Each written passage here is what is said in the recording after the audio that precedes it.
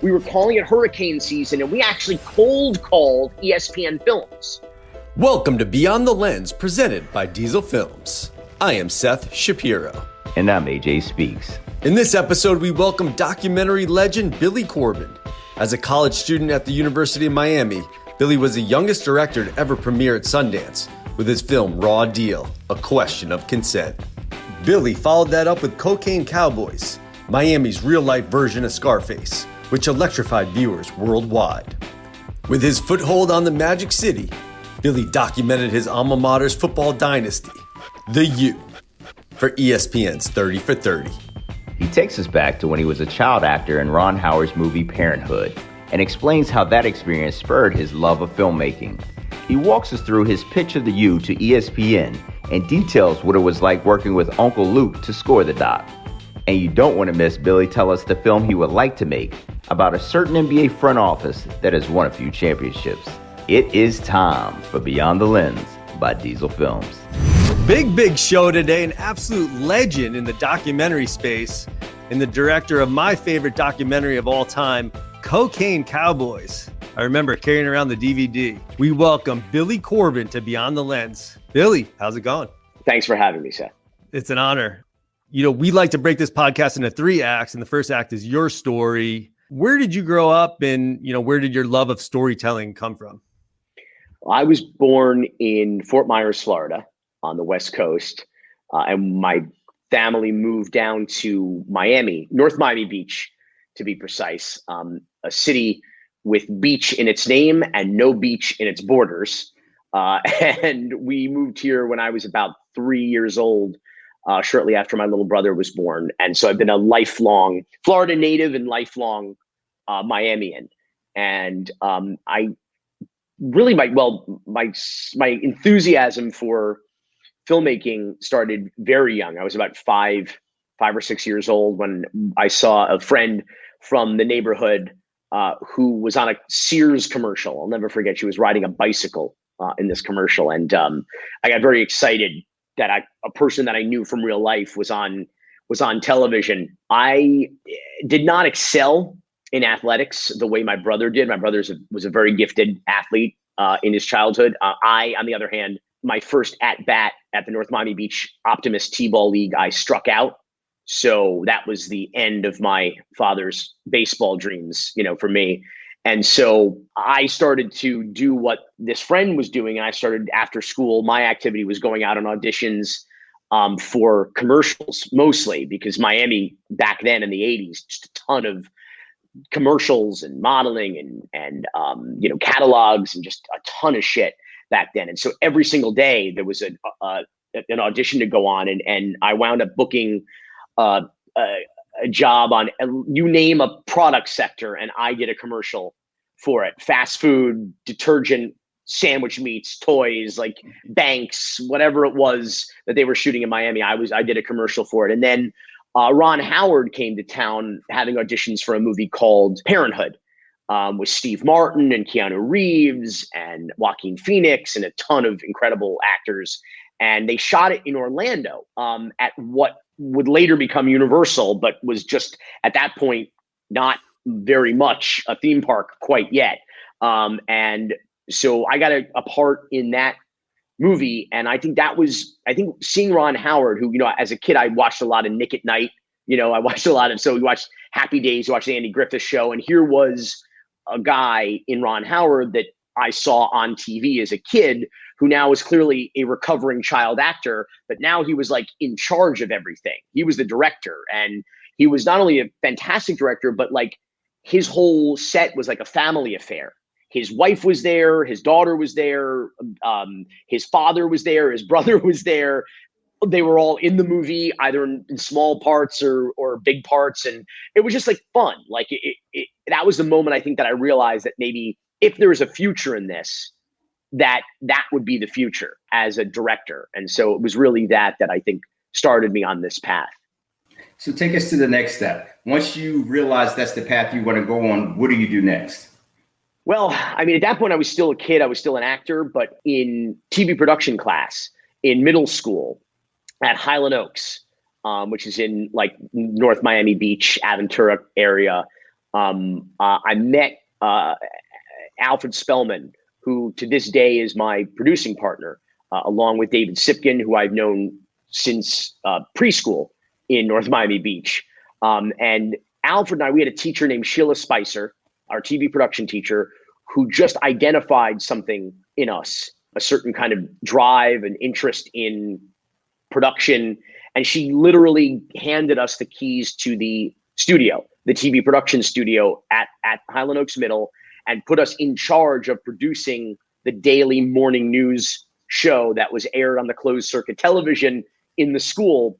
And Alfred and I produced that for, the whole year. And she's the one who really paired us up, who partnered us together. And Alfred's been my producing partner ever since. We started our first production company after that when we were sophomores in high school. We decided that for our community service project that we needed, the hours that we needed to graduate from Miami-Dade public schools, that we were going to do a video. This is back in 94, back when AIDS education was just starting to happen in public schools. And we decided to make a video basically by kids for kids that teachers could show in their classroom that would cover a lot of the AIDS education curriculum. And we produced that during like our spring break or something in like 94. And it premiered at World AIDS Day at a museum in downtown Miami in late in 94. And then that became, believe it or not, our first project that we got a distributor. It was one of the biggest educational video distributors at the time. And it was distributed all over the world and wound up in elementary and middle school classes. And I heard many, many years later in Miami, teachers were still using it. I don't know if it was on VHS still or if they finally upgraded to DVD, but they were still using it in their classrooms. And that was kind of the start of our of Alfred and Dave and I working together as a legitimate production entity as sophomores in high school. And then wound up about 6-7 years later, we wound up as the youngest filmmakers at the time in the history of the Sundance Film Festival with our first documentary. Isn't it amazing how that teacher connected you guys and that became the springboard for the rest of your life? Oh, absolutely. Sheila Spicer was an extraordinary educator. She's retired now, is an extraordinary woman. She, one day I met Brad Meltzer, the renowned author and TV host. He actually has Seth's haircut, and he lived in like similar neighborhood. He's a little bit older than I am, but grew up in that neighborhood. And he tells a story. I think he wrote about it in one of his books. He went into creative writing class, I think at NMB at North Miami Beach Senior High School. Go Chargers! And he goes into this creative writing class. And on day one, the teacher tells the class, I want you to do this sample kind of essay so I can get a feel for your skill level and everything. So everybody turns in this essay. The next day he comes in, she hands the papers back and she says something to him or writes it on the paper like, stay after class today. So he's concerned that maybe he's in trouble or he needs some remedial courses or who knows what. So the teacher says to him, listen, you have a natural talent. You have a gift. I want you to spend this entire year sitting in the back of the room, not listening to a single word I say, because I don't want to do anything to tamper with what I think is your natural gift. You have to do all the homework because I got to grade you, but don't listen to what I'm teaching. You, do your own thing. That is why he is a best-selling author today. And that woman was Sheila Spicer, was the same teacher who later in life went on to teach drama and TV production at Highland Oaks Middle and put Alfred and I together. So this is an extraordinary woman who changed the lives of a lot of the students that she came into contact with. The only thing more inspiring than a good teacher is a bad teacher, but which I also had my fair share of in the Dade County Public Schools, mind you. But Sheila Spicer was not one of the good ones. She was one of the extraordinary ones. She was one of the special ones that just that changes people's lives. Big salute to Sheila Spicer. Good story. You have become the historian of the corruption in Miami. Where did that come from, and how did that start? Because the unofficial ombudsman of the entire county. because Miami. Hashtag because I think it was born out of, you grow up in this community and you realize pretty quickly that Alfred Spellman, my producing partner, he compares Miami and Florida at large, but Miami specifically, to the little town in the movie Breakdown with Kurt Russell, where kind of everybody in the town is in on this hustle, from the gas station attendant to the sheriff. Everybody's there. Some people drive through town, they kidnap the wife, they hold her for ransom, the guy's got to pay. This is just what they do. And it's Miami's kind of like that. We rely on people coming in from the outside. We kind of turn you upside down by your ankles, shake all the money out of your pockets, and everybody divvies it up in town, and then you go back home kind of broke and dazed and said, wow, Miami's a lot of fun, so it's a hustle town. It's because we have very little indigenous industry. We subsist from hustle to hustle, we exist in boom and bust cycles. And so we live from boom to boom and how to artificially inflate those bubbles. It's always a hustle. And so a lot of people are in on it. So a lot of people here who, if you're in hospitality, if you're in real estate, if you're in construction or development or the restaurant business, whatever, or the nightclub business, whatever you're doing, it's not really a self-sustaining economy. It's all designed to attract tomorrow's newcomers, right? It's all built on growth, unsustainable growth. We are a peninsula. There's a finite amount of space. There's a finite amount of resources. It is an unsustainable economy, but yet everybody's in on it. Nobody wants to talk shit because they are reliant on the new investment, the outside people, the new arrivals, the growth.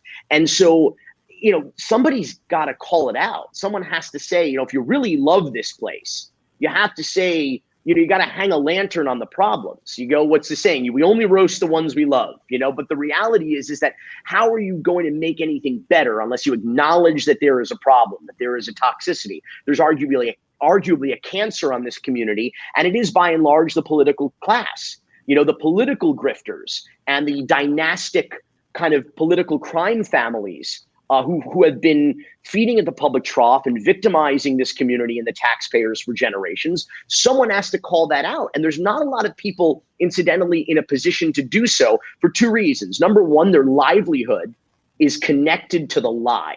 The livelihood is connected to the hustle. So they don't want to call it out because the second you sort of start to poke holes in this facade, everybody realizes it's bullshit. And the second reason is a lot of people are scared because a lot of people depend on these government officials. We have a government here where you have politicians and bureaucrats who will illegally and unconstitutionally target private businesses and shut them down, kind of use code enforcement of the police department as their own personal tauntaun macoute to target private business owners and to target political enemies. And so people really are legitimately scared into silence. They have managed, many of the politicians in this town, to effectively stifle dissent out of fear. What kind of corrupt horseshit is that? What kind of third world communist authoritarian dictatorship nonsense is that? Okay, this is the United States of America, and we have to speak truth to power, and we have to talk about the dysfunction and corruption of our government. It's the only way. The first step, as you know, first step in recovery is acknowledging that there's a problem.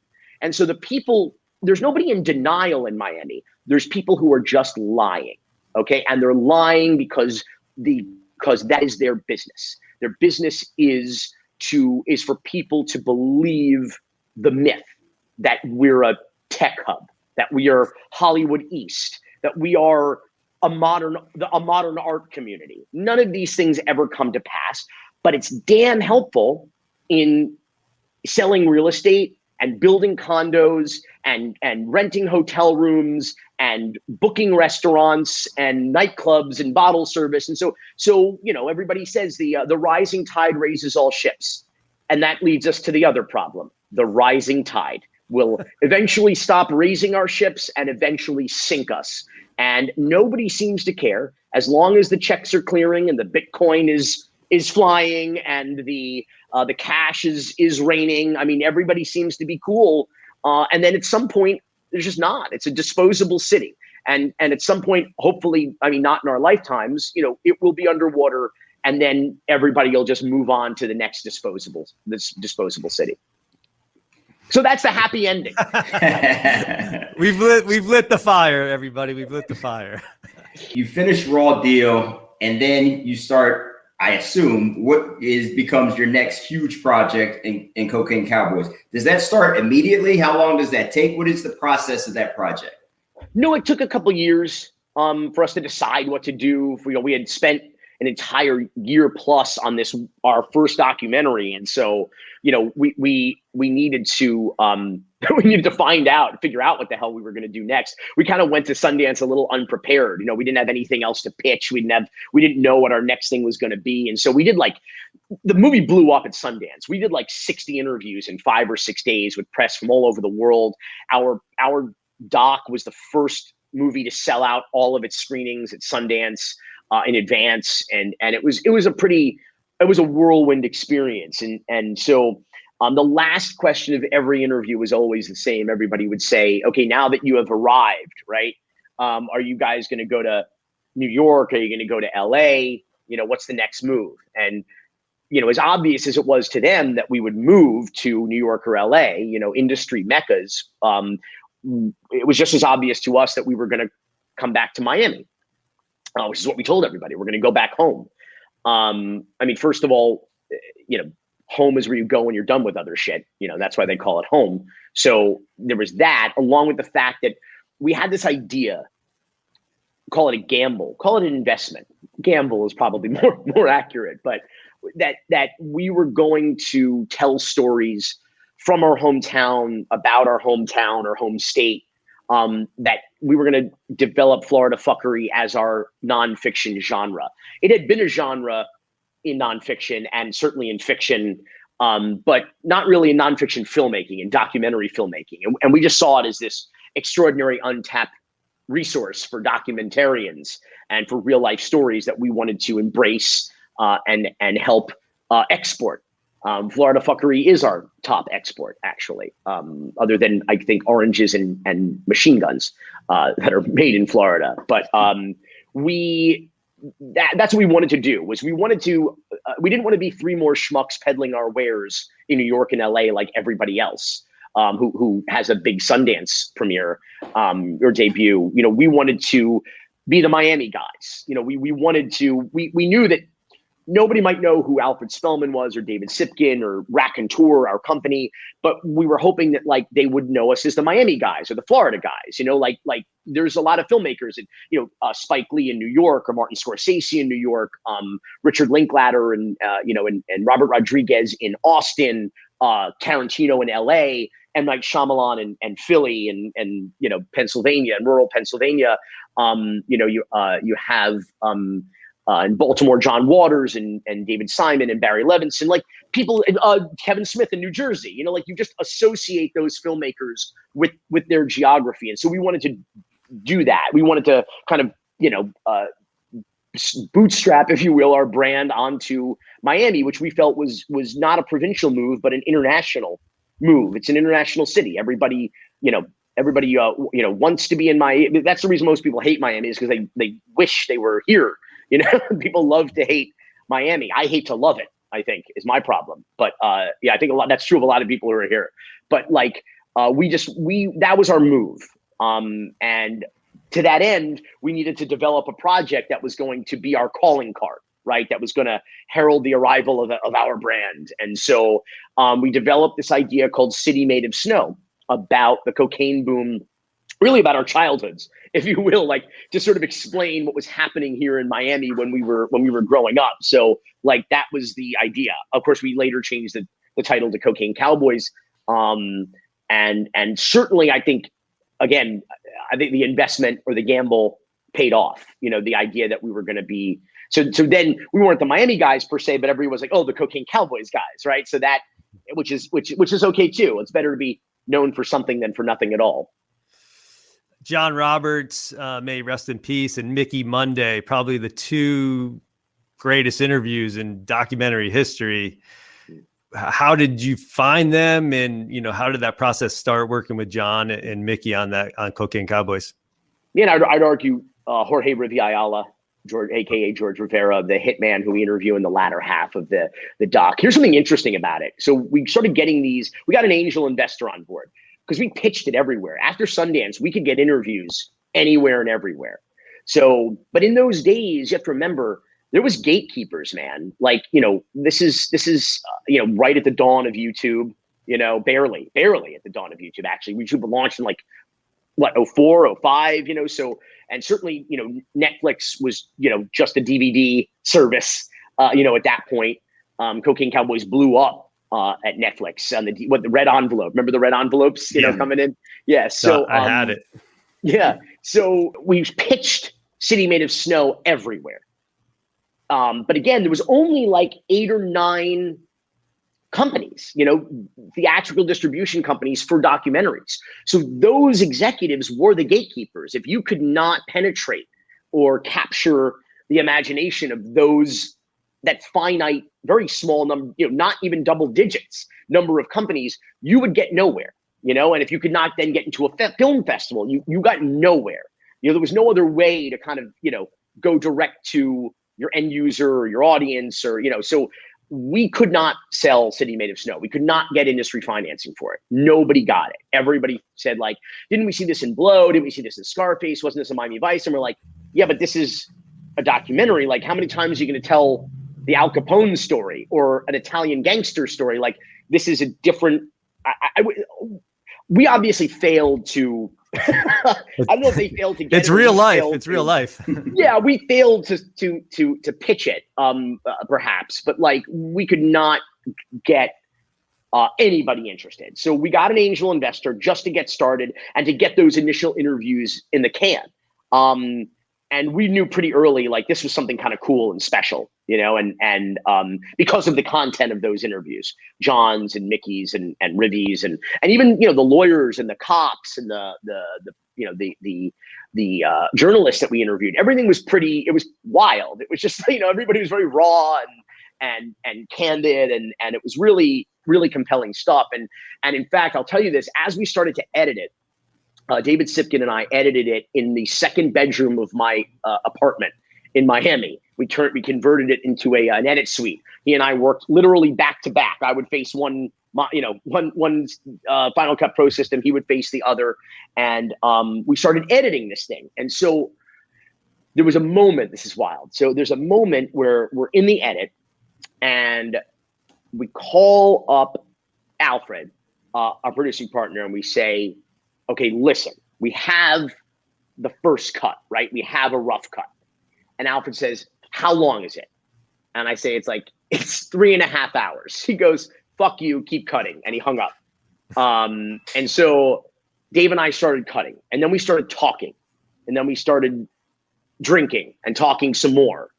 And we called Alfred back within a day or two. And we said, listen, here's the thing. It's 4 hours long. It's not actually a feature documentary.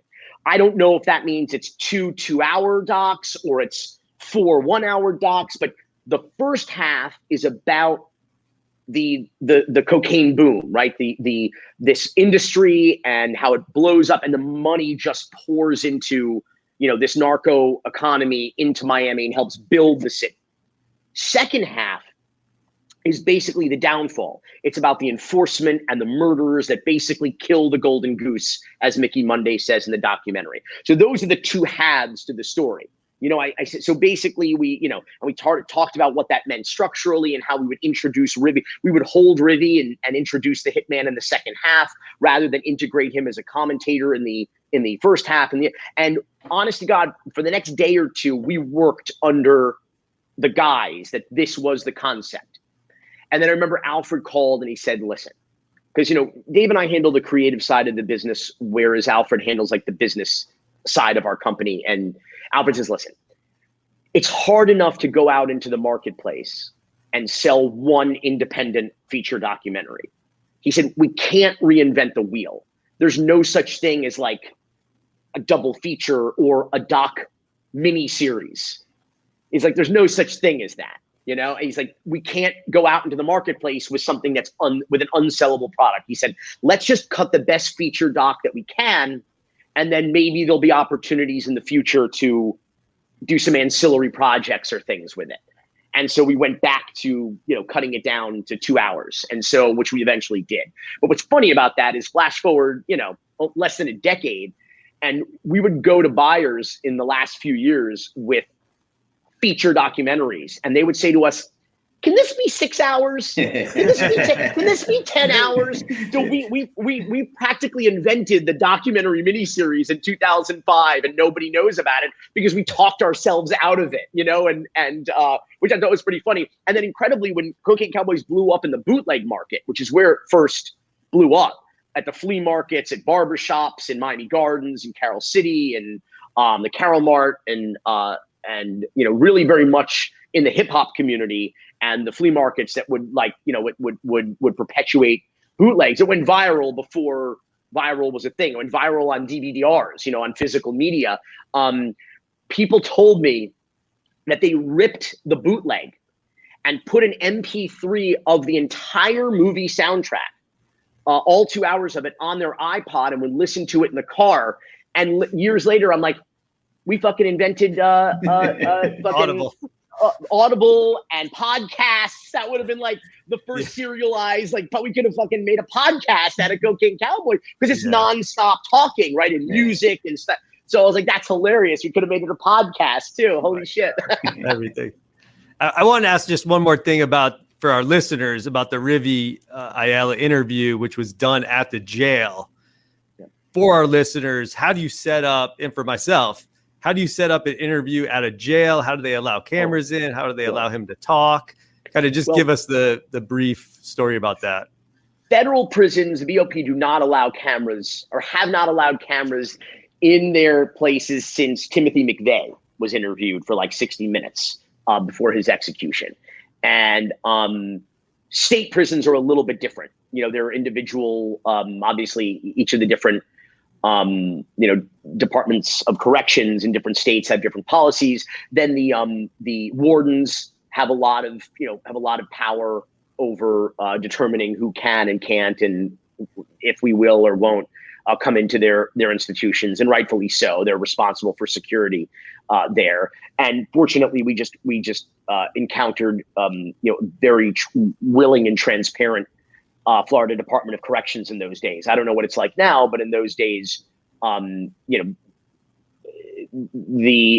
public and the press had access to those institutions. So we arranged it through the Department of Corrections, and then more importantly through the wardens. And I think we may have shot, if I recall correctly, there was at least two, because we did 3 interviews, I think, with Rivi in 2 different facilities.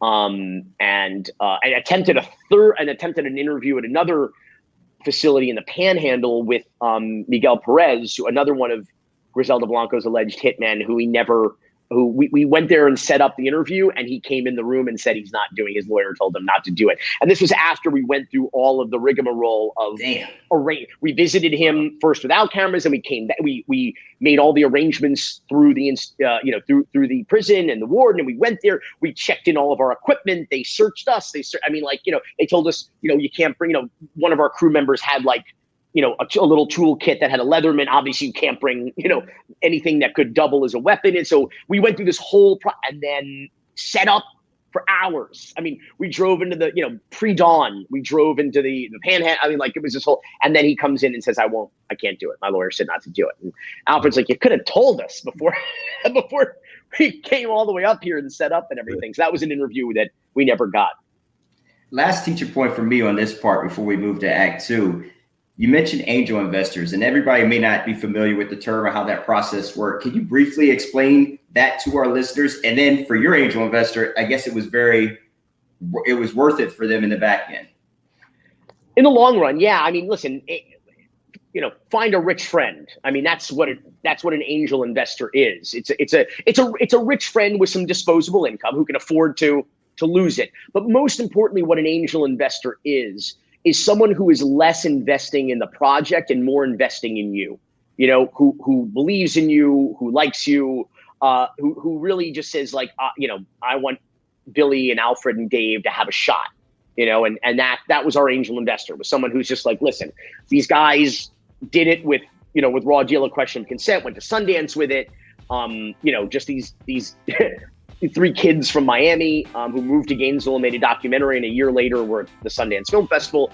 Let's give them another shot. And so that's what an angel is. It's someone willing to write you a check to help make your dreams come true. Hence angel. And that's how Cocaine Cowboys got off the ground. Even after having this, this so-called success at Sundance, like that didn't get us anywhere in terms of industry financing. We were back to the drawing board, back to square one, and having to peddle our wares. But fortunately, we found someone willing to give us a chance. A well-deserved Act 1, but we're going to enter into Act 1. 30. If you're going by screenwriting rules, 30, 60, we're out 30 in the Everglades rules. now. We're out in the Everglades. 30, 60, 30 is the basic structure for a 2-hour, 120-page screenplay. So Act 1 is 30, Act 2 is 60, and then Act 3 is 30 again. So we are way the fuck over. Oh man, Act 2. We're gonna focus on your 30 for 30 debut. The Dynasty, the America's team at the time, the U. Highest rated 30 for 30 in history. At the time, we've been outdone. We've been outdone. Yeah.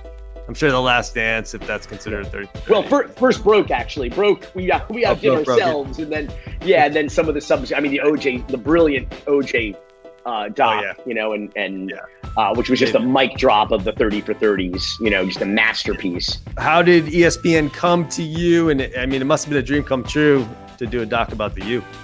Yeah, it was basically, the pitch was like, Cocaine Cowboys, but about the Miami Hurricanes. That was basically the pitch. So that makes it, when you have a shorthand like that, it makes it an easier sell. But we were calling it hurricane season, and we actually cold called ESPN Films back in 2007, maybe. We cold called ESPN Films. 30 for 30 wasn't a thing. Didn't even exist. I don't even know that Bill Simmons had come up with it yet. So we called them up, and Connor Shell picked up the phone, and he was like a Miami guy. He had spent a lot of time down here. He was familiar with the story. He knew Cocaine Cowboys. He knew our work. And he literally picked up his own phone. He later went on to run the entire fucking division and company. Yeah. But at the time, he was literally answering his own phone. And we pitched him. And we had a great, fully illustrated deck. And hurricane season was going to cover all 5 national championships. We were very ambitious.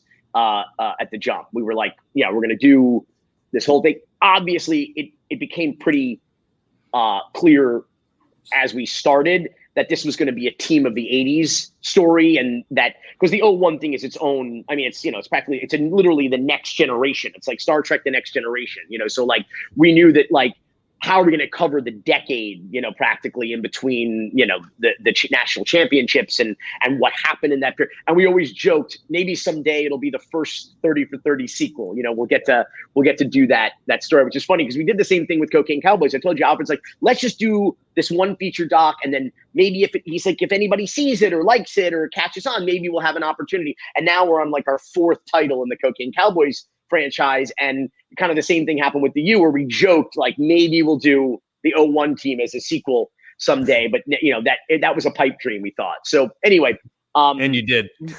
And we did, yeah. It's a spoiler alert, yeah. So they were very receptive. Specifically, there was an executive there who was running ESPN Films, which was a small division within the mothership, the beast that is ESPN. ESPN Films was a very small division with just a handful of really very dedicated and very smart and obviously very sports literate people. And it was headed up at the time by an executive named Keith Clinkscales, who really at that time championed it. And if it hadn't been for Keith, I don't think the U would have gotten made. He also titled it. He changed the title from Hurricane Season to the U, which was obviously, again, the right move from a marketing standpoint. If only so later it would rhyme with the U Part 2.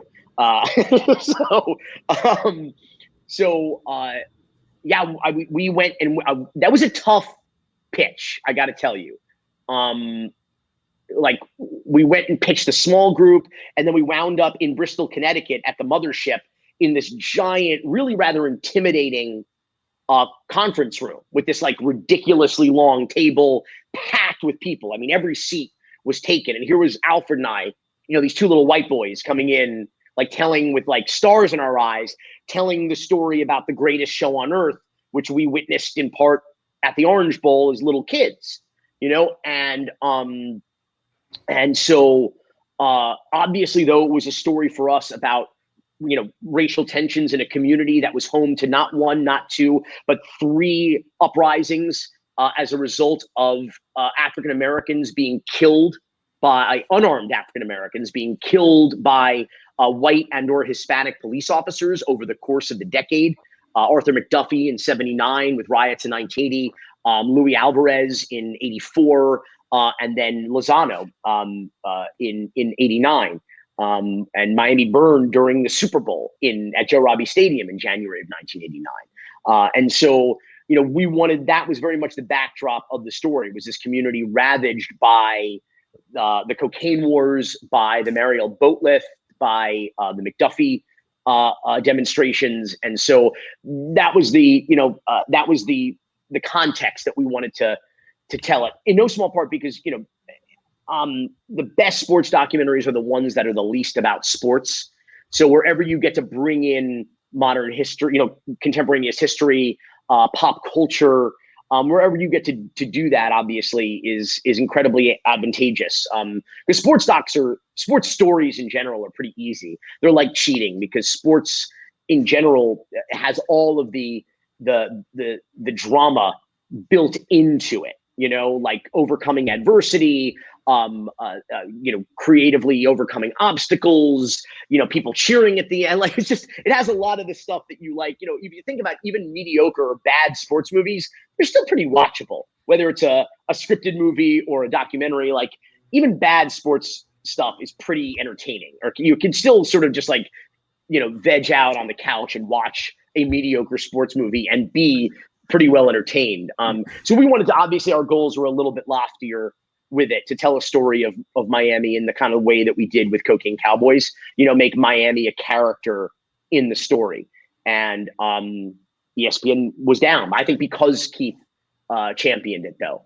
I really do, and really mentored us and shepherded us through that process, and then through the production. He really had our back, and I think that matters. Having a co-signer, I think, matters. And not to mention, even more helpful when he's the head of ESPN Films, obviously, but really went to bat for us and let us do our thing. Because remember, we produced that entirely from Miami and then delivered it, went up for like the last week or so to Connecticut to deliver it to them. But otherwise, it was entirely made down here in Miami. And once again, I think our gamble of building our brand in and around Miami. We always found that some of our friends from New York or Bristol, Connecticut would always find a reason to expense a business trip to Miami in February. If you hear what I'm screaming. Always a reason to come down from New England, during the winter for a business trip just to Miami Beach. Especially at that time. We get that all the time. Oh, they show up for a Heat game. Oh, you just happened to show up at this time of the year. Of course you did.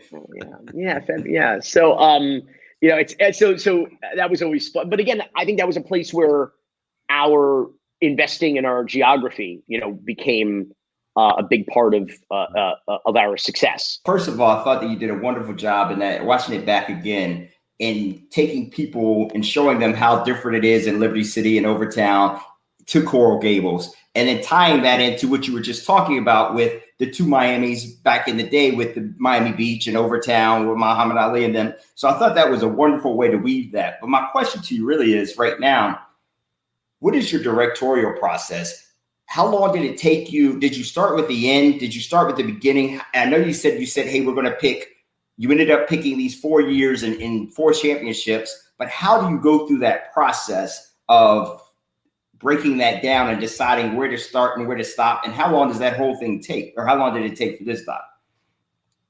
Well, obviously a very popular structure and storytelling arc is the rise and fall. If you look at a lot of our docs, they are about Miami, but they're ultimately about the pursuit of the American dream by any means necessary.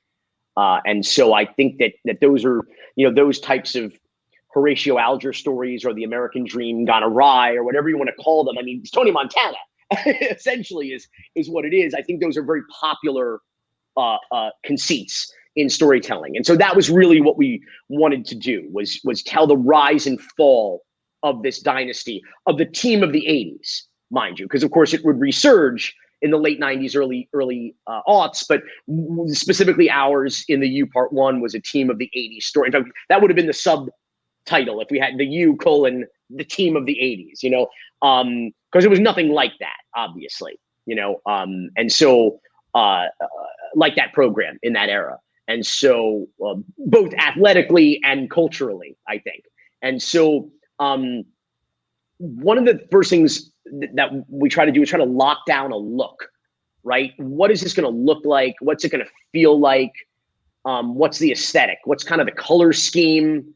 When you're making a sports documentary, color schemes are easy because you go for the colors of the team, usually, when you're talking about backdrops of interviews or lower thirds or whatever it's going to be, you go, and then you want to know what it's going to sound like, because I look at a lot of these documentaries as musicals. And AJ, you mentioned something, pretty crucial there, critical about the understanding, the different municipalities and neighborhoods and fiefdoms of Miami-Dade County.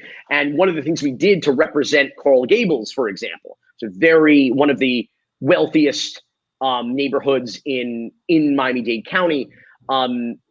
We represented Coral Gables with a string quartet, a very kind of like, classical sounding, almost stuffy kind of a melody, played by actually I think all those string players were actually from the University of Miami who played in the orchestra. And then when the players start to come in, we did this like 808 remix, like this kind of Miami, bass era remix where we took the string quartet and chopped it up and started to, and so, but to me, that is so much about the identity of the story and how people invest emotionally and understand, sometimes people will smile. It's actually my ringtone.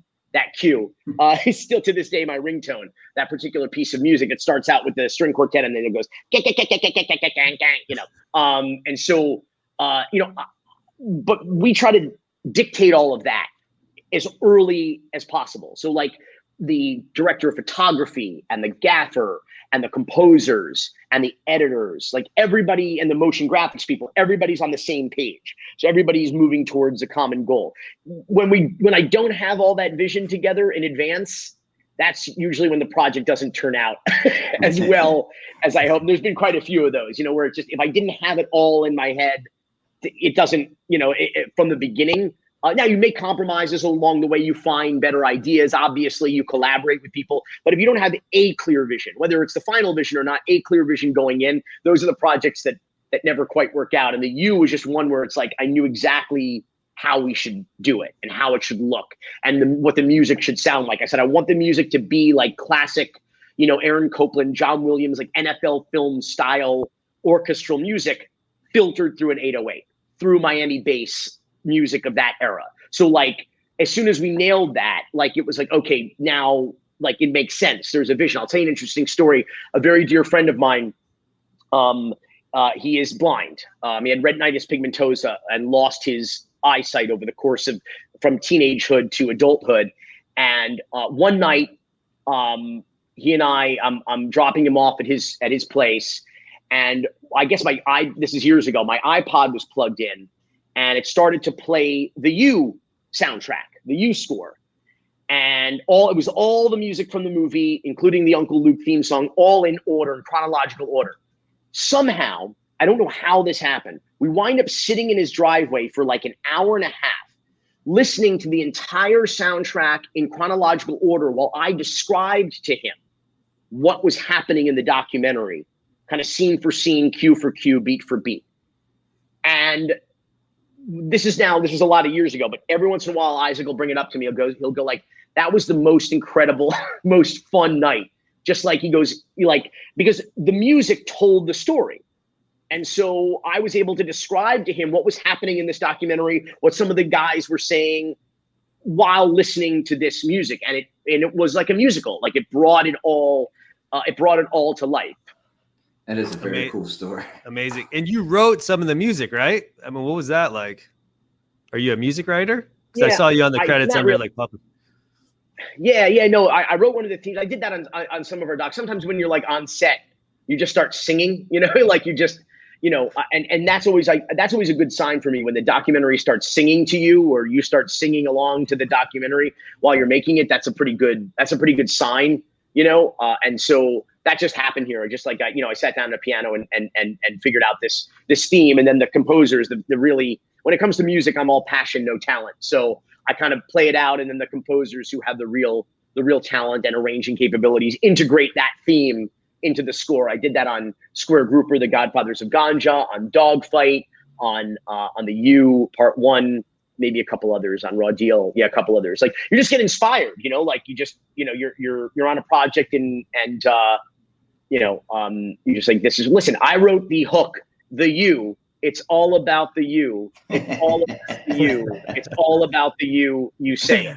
Then I'll go like so. Yes. So I wouldn't call myself a poet or a musical genius exactly, but again, like but that shit works. But you got to work. You worked with Uncle Luke. That's like that must have been like legendary. I worked with Uncle Luke and a room full of chorus who would like yell back.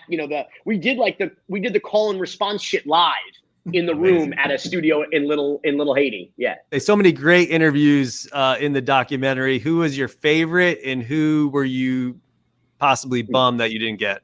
Well, everybody we didn't get, I was bummed that we didn't get, but we got a lot of great interviews. Certainly more people say no than say yes. And when you're covering 4 national championship teams at that time with 3 different head coaches, there's a lot of people to interview, from head coaches to assistant coaches to players. I mean, it's a ridiculous number of people because there was nobody, very few people, I should say, were there that entire time. Art Kehoe was certainly one of them, but like very few people covered, maybe basically 84 to, to the end of the decade. Like it was very few. So we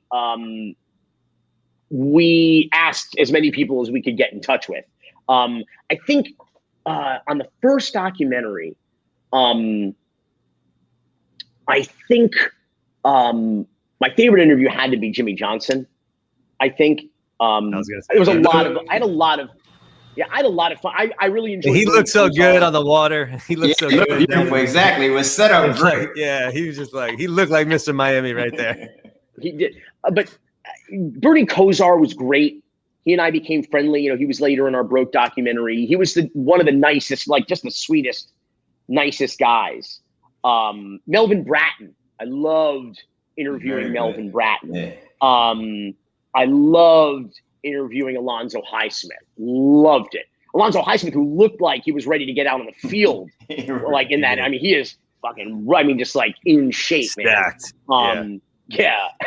Like he could bench like 3 of me in those days. Like there was some great interviews there. I mean, like that. I just had a blast with the guys, doing. Well, Mel was what I wanted to ask you about because he told the great Bosworth story, which I had never heard. How did you vet some of these stories? Because some of them seem like folklore, like, oh, the Dolphins couldn't get in and we could get in the club. But like that Bosworth story, did you know it beforehand? Did they tell you that and you just pieced it together so well? Like, how did that happen?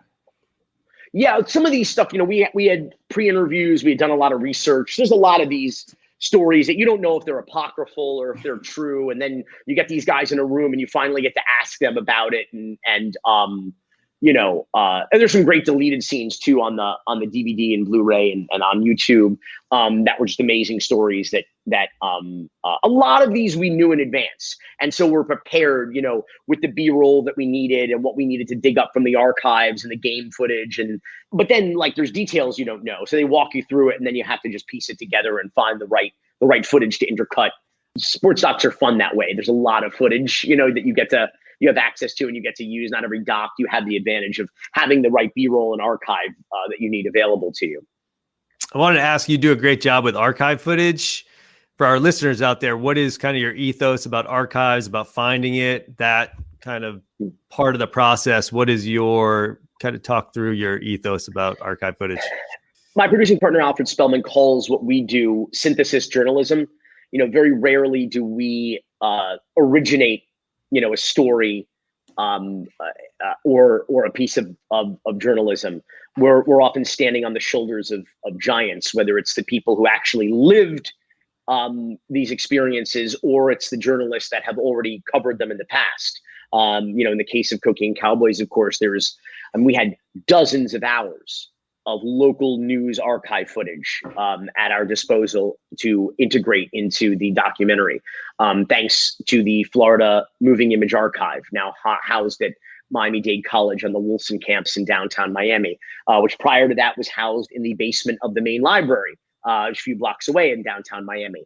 An extraordinary resource. I'm terribly grateful to Miami-Dade College and the Wilsons for maintaining and financing. It is, we have Miami is one of the youngest cities in America.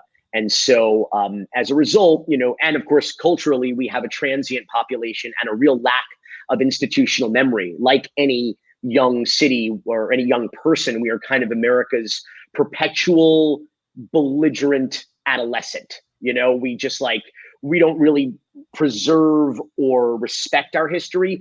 We're only interested in the new shit, right? Knock the old shit down, build the new shit. Every kid, I want the new, the old iPhone isn't good enough. I need the new one, right? Everything's the new shit, the new shit, the new shit. So Miami is like that. We don't value our history. We see the hustle is knocking shit down, redesigning, rebuilding. That's the hustle, is the new shit. And because there's no money in preserving history, right? So we need nonprofits and colleges like Miami-Dade and generous families, wealthy families like the Wolfsons who help to preserve that history. It's not profitable, but it is priceless. So that's incredibly important. Shout out to everyone at the Florida Moving Image Archive. On Cocaine Cowboys, we started with the archive. Like, do you push? Are you one of the types that push and say, "There's got to be something out there. We got to find it. We got to find it. We got to find it. There's got to be." Yeah, I'm impossible that way. Yeah. Okay. And we rarely give up. Like even when we've exhausted all of our resources and or known resources, I still often push a little bit further to scrape the bottom of the barrel to see what it is that we can find out there, if there's something in particular or special that we're looking for. But so oftentimes we don't find exactly what we're looking for, but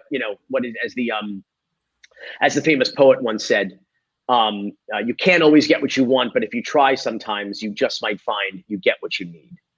So I got to ask you, for the Cane fans that are listening, when the Canes went 10-0 under Mark Richt, I'm like, Billy Corben has to be thinking about part 3 of the U. It's like, they beat Notre Dame, is going crazy. I'm like, what will it take for you to do a part 3, and where would you start it? I have in my head, Clemson, Al Golden gets fired, boom, you go from there. But have you even thought about that, or is that something you're not even wasting your time with? More the latter than the former. Fair enough. I think we're pretty far away from. I think we're far away from the history that needs to occur in order for us to even then live long enough to have that history in our rear view, so we can retell it, and re-record it and capture it. But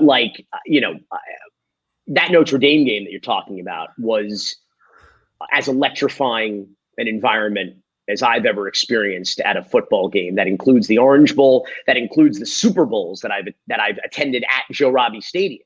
That was as exciting as football gets. And I think that, we have to be somewhat content with those occasional 10 win seasons. I think that's the reality of the game now in college football in Miami. I hate to say it, it gives me no joy to say it, but the reality is I think you got to win the ACC and then you got to win a national championship. Not necessarily in that order, but you certainly have to do the latter in order to even consider the U is back kind of nonsense that everybody listen. That's why there's an off season, and that's why they're called fans. It's short for fanatic, and fanatics don't exist in any rational world of fact and logic. They exist. It's all in their hearts, right? It's all what you can convince them to believe. Next season is our season. It's never our season. I've been a Dolphins fan long enough to know that. So it's never our year, right? Let's start there, and then let everything else be a pleasant surprise, right? Lower your expectations and you're less likely to be disappointed, right? But the reality is, AJ, let's be real. They got to win a fucking championship, okay? And then plus 10 years or 15 or 20 years. So like I said, knock wood, we should all live that long. That's what I actually take from that. The fan side, yeah, I agree with you 100%. But I think it's the removing the 10 years long enough to be able to say, hey, that to me is the interesting part that you've said a few times that is important and part of the storytelling. A story has to ripen. That's what we call it. A story has to ripen.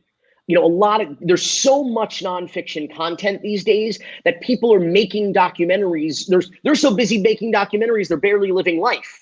People are doing it for the gram. They're doing it for a docusoap, a reality series. There was 2 Fire Festival documentaries. The thing, was still being litigated, for crying out loud. The benefit of the benefit of hindsight, or I should say the benefit of the hindsight is extremely beneficial to documentary filmmaking. How are you supposed to synthesize? How are you supposed to really take an objective look at history if you are in the middle of it? If you're living of it, things have to settle down. Criminal cases have to resolve themselves in order to, stories have to ripen.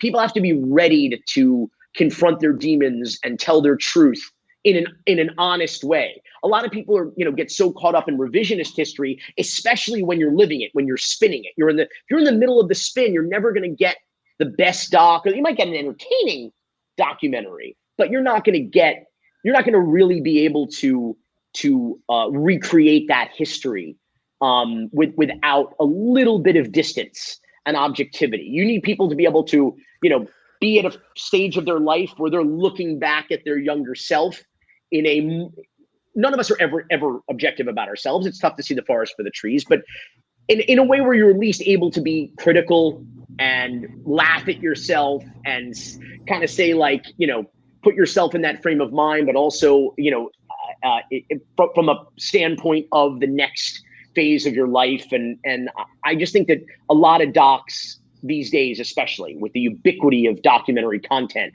on every network and every platform, people are sort of in a race to get documentaries done. We're guilty of that as well. It's just the game now, but I think that any history needs a minimum plus 10 years to get through, or at the very least, again, get through the other side of get to the end of the story, where, that's what we did with Screwball. At least, Tony Bosch got out of prison. Let's find a comfortable place in the world of the story where it's over, and at least we can tell that part of their history with a beginning, a middle, and end with 3 acts. Absolutely a great lead into our 3rd act. But if you haven't seen The U, I know most of us have seen it out there, but definitely go check it out on ESPN Plus. And watch it back if you've seen it. I watch it back. I watched 2 back. Oh man, but it's so much stuff in there. You get sucked in. My girl's like, "Oh, Nevin Shapiro, I forgot about this." This morning, she was going on and on and on. And the Paddock case, there's just so much. Not related. If you watch them back to back, you'll realize they're just the same movie. To be perfectly honest, and that's really probably what will happen if and when there's ever a U Part 3. It'll be another rise and fall, right? That'll be the arc, but it's really the same movie the second time. And in fact, cutting room floor of the U Part 1, which is important because it literally would be the same friggin' story. When Howard Schnellenberger took over the program in '79, the U had been decimated by NCAA sanctions from the Lou Saban generation. He left the place in a wreck, in a shambles. And so when Howard came in, rest in peace, Howard Schnellenberger, when Howard came in, he was once again, just like Butch Davis would later, was coming in hamstrung, recruiting with his hands tied behind his back, so that's part of what drove limitations breed creativity. I always say that as an indie filmmaker, but that's what Howard was dealing with. That's why he said, well, we need to do a lot of local recruiting because we can't afford to put our coaches on airplanes, to fly around the country to look for key players. We better take advantage of the homegrown talent that we have, which of course turned into a genius strategy that has been duplicated all over the country in college football programs. But I think that realizing that and realizing the start of the U Part 2 with, again, sanctions, coach coming in, trying to, build a program up from nothing. It's the same story. And I'll tell you, here's an interesting story. So in the U Part 1, we were recording the soundtrack in Little Haiti, and I wrote this theme, and I wanted to the end of the movie, spoiler alert, when the Orange Bowl is being torn down. Because we were filming the documentary while the Orange Bowl was being torn down. And so we went and shot some of that footage. And that is in the documentary as the metaphor, of course, for the end of that era, right? And so, which is funny, we did the same thing in Cocaine Cowboys. They demolished the Harbor House while we were shooting Cocaine Cowboys, which was a key location to Mickey Monday and his smuggling operation. And we used that same, which is just what Martin Scorsese did in at the end of Casino. There's no better end of the era, symbolism than a fucking building being torn apart. So from the era. So anyway, long story even longer. We wrote this cue for the end of the U Part 1 that is absolutely heart-wrenching. It's like devastating. It's this big orchestral cue, tragic, very high strings, and we played it against the end of the U Part 1, that epilogue, where guys are reminiscing, intercut with the footage of the Orange Bowl, it'll never be the same again, et cetera, et cetera. And I was like, okay, this is too much. It's just too much. It's overwrought. Like I said, listen, we didn't earn it. I said, it's a powerful ending, but we just didn't earn it. It's just too big. It was like Schindler's List. It was like this really epic, tragic cue. I'm like, this is just too much. And we went a different direction with it. We replaced that cue. And so flash forward 11, 12, 13, 5 years later, we're doing the U Part 2. Coming right down to the wire, trying to get the movie done, trying to get the score finished. We're down to the last cue of the movie. This is true. And composer's like, what do you want to do here? And it's like the same sequence. It's like, it's a different generation of players, but intercut with the team starting to lose under Al Golden. And again, there's plain banners, just like there were at the beginning of the story for Butch Davis, saying Al Golden, should quit, whatever. And so I said, I have an idea. We wrote this cue 5 years ago for the end of the U Part 1. Let's drop it in and just see how it works. It was perfect. It timed perfectly. It was and there was something about it, because we're now 4 hours into the story, right? With the U Part 2, we had earned it. We had earned the tragedy. We had earned the fact that we had relived this rise and fall in a second generation. For some reason, at the end of 2 hours, we hadn't earned it. At the end of 4 hours, we had earned it. And so we remixed that cue. And that cue, otherwise verbatim, became the end of the U Part 2 that we had written 5 years earlier for essentially the same sequence, the epilogue. But I don't even think we changed the timing. Somehow, David Sipkin, who had edited the first documentary as well, we just edited. It's like when you drop a piece of music in and it works perfectly. And it was that moment where I'm like, we may not be one-hit wonders, but we might be one-trick ponies. Mic drop on that. Like the wrecking ball going through the Orange Bowl, we're gonna head into Act 3 for a couple quick hitters. Like Miley Cyrus. Exactly. Like the Orange Bowl being demolished. Couple quick hitters here. Opinion on athlete-produced documentaries. I think there's a lot of potential. It's like writing an autobiography. We make first person productions. We rely on, stories coming right from the horse's mouth. It's all about I and we, not they and he. You can always find somebody else to talk about, sports.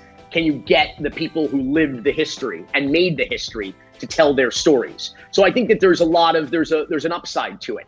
I think the problem is, of course, the lack of objectivity, the idea that it turns into, sports porn or propaganda, self-aggrandizement. I think it helps to bring in filmmakers that you respect to help co-create, to help co-produce, co-direct. And I think it's important to give those filmmakers a lot of latitude, and if not final cut, at least a lot of latitude.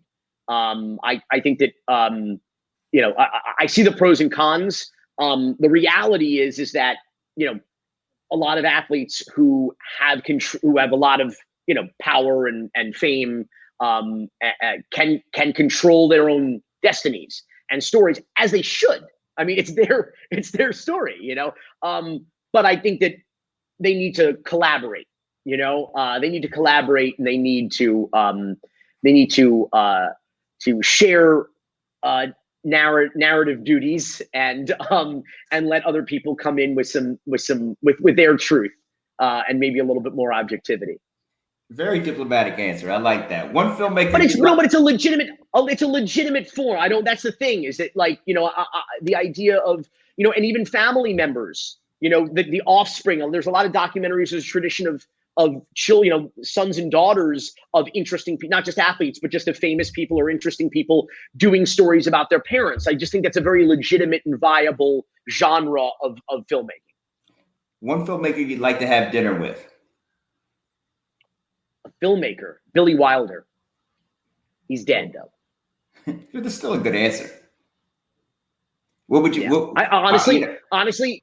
Even having dinner with him now, he'd probably be the funniest person ever. even in his present condition. Favorite rap lyric about one of your movies?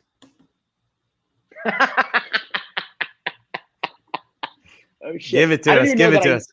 I don't even know that I know all of the rap lyrics about it. I feel like Cocaine Cowboys and a lot of the subjects in Cocaine Cowboys get name dropped quite frequently. I'm trying to think of a good, Griselda Blanco one. I feel like she gets the godmother, La Madrina. I feel like she gets a lot of shout outs. Who is Nas, Drake, Trick Daddy. Nori did a great Cocaine Cowboys song that actually sampled Jan Hammer's score from the documentary. It was pretty badass. It was on a Wally Sparks mixtape that came out around the time of the documentary, which was pretty fantastic. I'm just trying to think of I know I got it in my on the tip of my tongue. There's a Griselda Blanco name drop, and I just can't think of the artist. I feel like it comes up. It used to come up not infrequently. I feel. I think Rick Ross has a great one too. Yeah, I'm always I think that, hip hop is for a time became sort of American narco corridos, songs that sort of treat these characters as folk heroes, which is very interesting. A lot of it, I think, is because of that, that Tony Montana-esque, rags to riches, inspirational kinds of stories, and hip hop speaks to that a great deal. Last one for me. What person have you interviewed that's made the biggest impression on you, or you've worked with? Well, obviously, Ron Howard, as I said earlier, very funny. Yes. We were doing a documentary miniseries for VH1 called "The Tanning of America: One Nation Under Hip Hop," and I got to interview Ron Howard for that because he was talking about how the tanning of television and Norman Lear and some of his early sitcoms about Black American families, and how influential that was. And he talked about how when Good Times got programmed against Happy Days, they were getting their ass kicked in the ratings, and in no small part because of Jimmy Walker. And that was when actually Fonzie started to have a bigger role, and all of his, Fonzie started to, have his his sort of trademark sayings and, like his version of Dynamite, basically, and so he was cool. And so like they needed Fonzie to like sort of be the Jimmy Walker, to try to go head to head. Needless to say, I don't think Fonzie won in that in that battle, but for coolness. But here I am, the filmmaker who inspired me really to become a director, and now I'm interviewing him for a documentary miniseries, that I was directing and producing with Steve Stout. That was pretty special, and I got to duplicate a picture with Ron that I took on the set of Parenthood in 1988, on set of Tanning in like 2014-ish.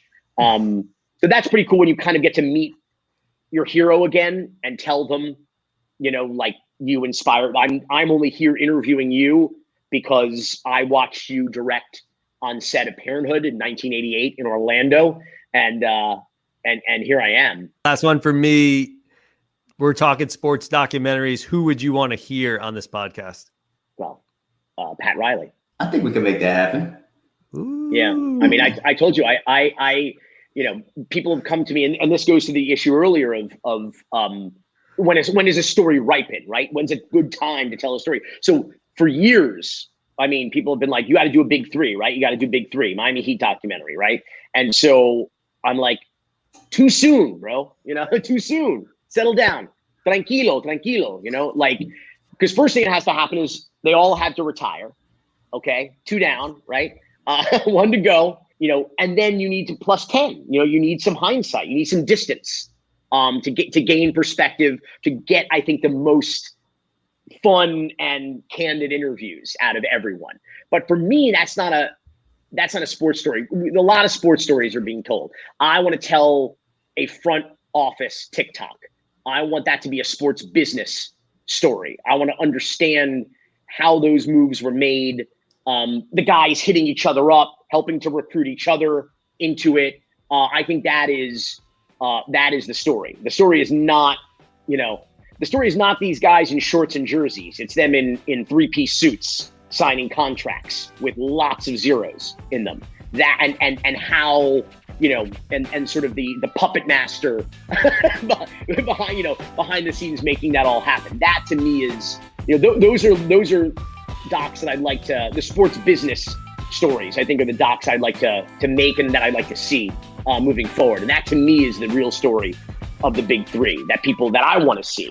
You could make 1 million documentaries about championships, not 1, not 2, not 3. I get it.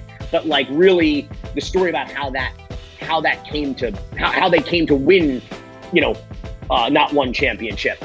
That's the story to me. And that's the story that I'd like to make and I'd like to see. Appreciate your time, Billy. Really do. You've given us a lot, and you've given us our listeners a lot. So really appreciate the time you've given us. Anytime. Thanks, AJ. Thanks, Seth. A big thank you to Miami's finest, Billy Corben, giving us his valuable time and dropping some serious knowledge. Please subscribe, rate, and review the show. And if you do, we'll give you a big shout out or even bring you on. If you like what you heard, please share with your friends. We'll be back next week with another great episode of Beyond the Lens. And that's a wrap.